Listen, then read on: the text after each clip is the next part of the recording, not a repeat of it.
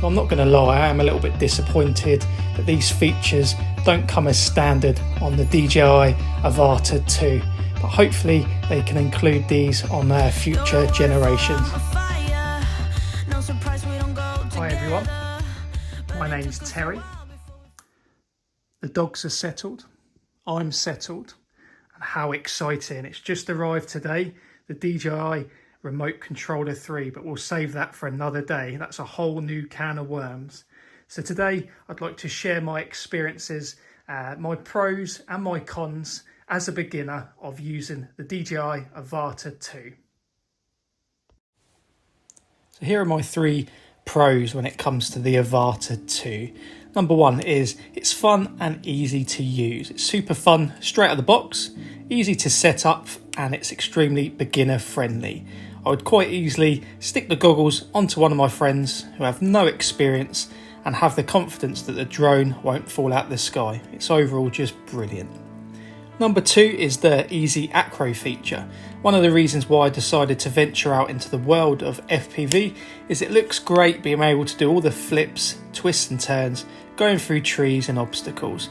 The easy acro feature on the AVATA 2 allows beginners to do this. The first time I accessed these features, I was like, wow, this is pretty cool. Number 3 is the ability to unlock manual mode. This also comes as a bit of a con, but I'll come on to that one later. I think it's great to have something to train for and achieve. I can honestly say that if I had access to this feature right out of the box as a beginner, it'd be straight into the ground or crashing into the sea. Overall, a really good thing to be aiming for. So on to the cons. Number 1, the drone is over 249 grams. So that means in the UK, it requires you to take a test, register the drone and have a operator's ID, all of which comes with added restrictions unlike other DJI models such as the Mini 4 Pro. I could see this putting off a few beginners, especially as the test is quite difficult to pass. Number 2 is it's missing key features. I also have the DJI Mini Pro 3. I love all of the features such as hyperlapse and the ability to be able to track and follow subjects. And yes, I know I can hear everybody in the comments saying, yes, but it's an FPV drone. Yes, I agree. It just seems that the photo functions on the AVATA 2 seem very basic. I'm just glad that I decided to keep hold of my Mini 3 Pro. Number 3, going back to manual mode.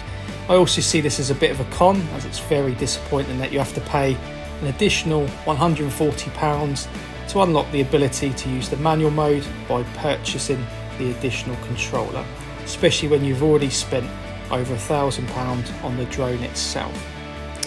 Overall, this is a cracking little drone. I'm very pleased I brought it, and as a beginner I'm blown away by this FPV drone. It'd be quite interesting to see what other ones are like on the market, but I'm pleased with my buy.